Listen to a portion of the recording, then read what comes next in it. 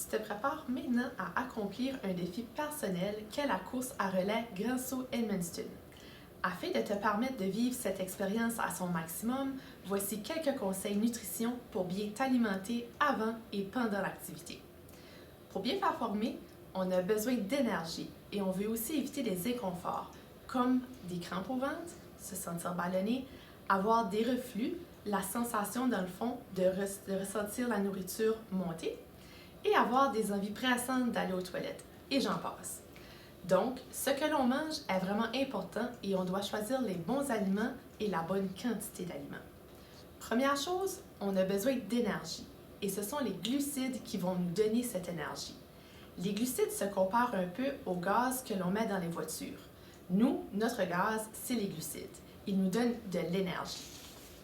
Donc, il est important d'en consommer avant l'activité physique et dans le cas de la course à relais, il faut en consommer tout au long de la journée. Puisque vous n'allez pas courir un marathon et que la durée de chacun des relais ne dépassera pas plus d'1 heure, vous n'aurez pas besoin de consommer des glucides pendant que vous courez. Vous allez avoir la chance d'en consommer entre les relais. Voici donc quelques exemples d'aliments qui contiennent des glucides et qui peuvent être consommés au courant de la journée et même juste avant un relais, car ils sont assez faciles à digérer.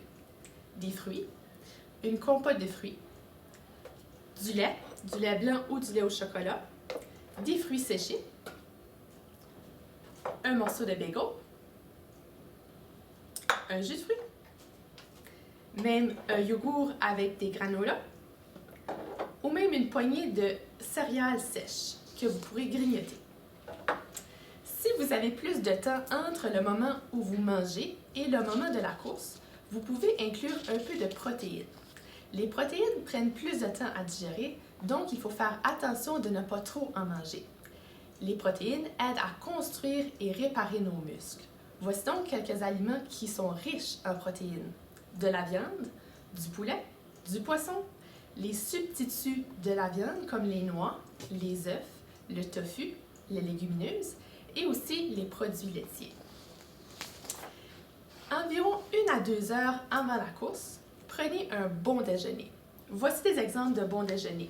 Une rôtie avec de la confiture, un verre de lait et un fruit, un petit bol de céréales avec un verre de lait et un fruit, un bol de griot avec un verre de lait ou un fromage et un fruit. Si vous avez encore plus de temps avant l'activité physique, soit de 3-4 heures, vous pouvez manger un plus gros déjeuner.